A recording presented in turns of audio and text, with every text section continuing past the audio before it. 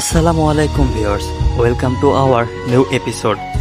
এই ভিডিওতে আমরা এক্সপ্লোর করব মেহেরপুরের বৈদ্যনাথ তলা।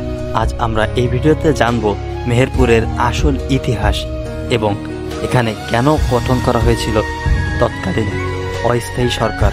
চারপাশের ভিডিও দেখাতে দেখাতে আমি আপনাদের সামনে তুলে ধরব এই মেহেরপুরের বৈদ্যনাথ তলার আসল ইতিহাস। So welcome to our new episode.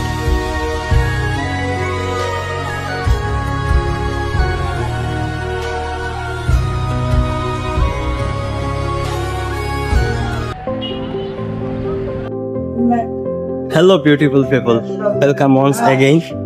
আজকে আমাদের মেইন উদ্দেশ্য মেহেরপুর যাওয়া এবং মেহেরপুরের ইতিহাস এক্সপ্লোর করা।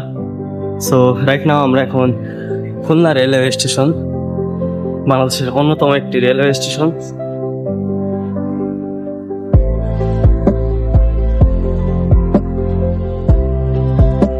আগে থেকে অনলাইনে টিকিট কাটা, যার কারণে হ্যাসেল ফ্রি একটা জার্নি হবে ইনশাল্লাহ।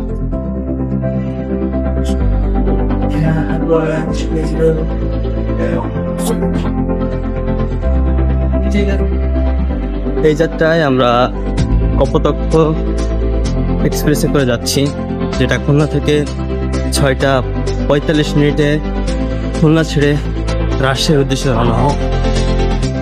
এবার যাত্রা আমরা ভিন্ন রকম ভাবে করবো, কারণ প্রতিবার যাত্রাই হয় যে স্কুল পিকনিক বা কলেজ পিকনিকে নিয়ে যায়, কিন্তু আজ আমরা চেষ্টা করব বাসে না গিয়ে বাংলাদেশের অন্যতম মাধ্যম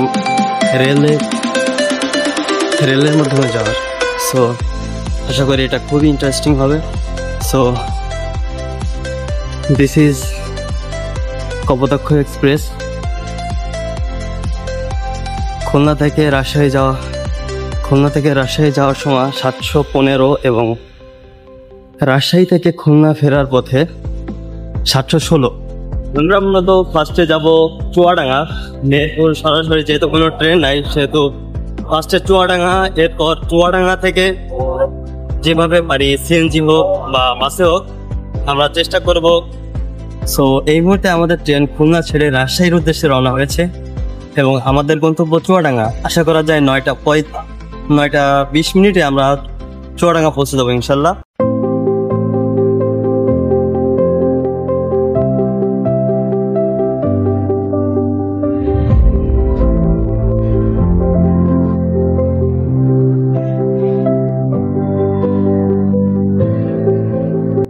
সো রাইট নাও আমরা এখন পৌঁছে গেছি Chuadanga rail station.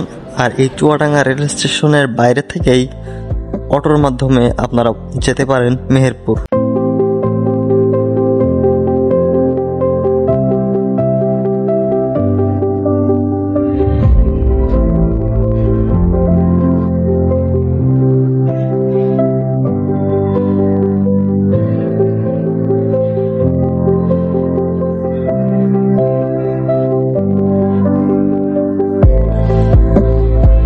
So right now এই মুহূর্তে আমরা পৌঁছে গেছি মুজিবনগর, আর আমরা এখন যাচ্ছি মুজিবনগর স্মৃতি যে কমপ্লেক্স সেখানে।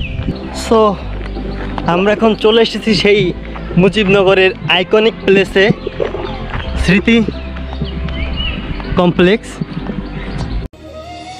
বৈদ্যনাথ তলা, স্থানীয়ভাবে এটি বৈদ্যনাথ তলা বা ভবরপাড়া নামে পরিচিত ছিল। এটি কুষ্টিয়া জেলায় অবস্থিত ছিল, কিন্তু বর্তমানে মেহেরপুরে অবস্থিত। 1971 সালের বৈশাখে মেহেরপুরের বৈদ্যনাথ তলা ছিল শুধু একটি নির্জন আম বাগান, কিন্তু 1971 সালের 10 এপ্রিল থেকে এই জায়গাটি হয়ে ওঠে ইতিহাসের এক অন্যতম অধ্যায়। 25 মার্চ পাকিস্তানি বাহিনী যখন অপারেশন সার্চলাইট শুরু করে, এর মাধ্যমে শুরু হয় গণহত্যার সূচনা। 26 ও 27 মার্চ এম.এ. হান্নান ও রাষ্ট্রপতি জিয়াউর রহমান বঙ্গবন্ধু শেখ মুজিবুর রহমানের উদ্দেশ্য জাতির কাছে তুলে ধরেন। জায়গাটি ভারত বর্ডারের কাছাকাছি ও কলকাতা থেকে যোগাযোগ ব্যবস্থা ভালো থাকার কারণে 1971 সালের 10 এপ্রিল এ বাংলার নির্বাচিত এমপিরা আগরতলা গঠন করেন এবং যা ছিল এই বাংলার প্রথম সরকার। জায়গাটি ছিল খুবই নির্জন, যার কারণে পাকিস্তানি বাহিনীদের দখলের বাইরে ছিল। সেই ইতিহাসের প্রেক্ষাপটেই বর্তমানে এখানে গঠন করা হয়েছে এই ভাস্কর্য, যেখানে বিভিন্ন ধরনের স্ট্যাচু বানানো এবং থেকে মুক্তিযুদ্ধের অতীত ইতিহাস সম্পর্কে জানা যায়। মূলত এই স্থাপনার পাশেই ছিল সেই ঐতিহাসিক আমবাগান।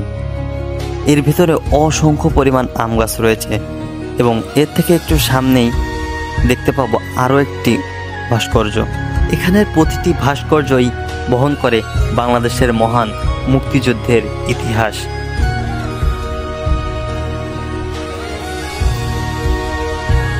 সো ভিউয়ার্স, আশা করি ভিডিওটি সবার ভালো লেগেছে। সবাই ইউটিউব চ্যানেলটি সাবস্ক্রাইব করবেন, ফেসবুক পেজটি ফলো দিয়ে রাখবেন এবং পরবর্তী ভিডিওগুলো অবশ্যই দেখবেন।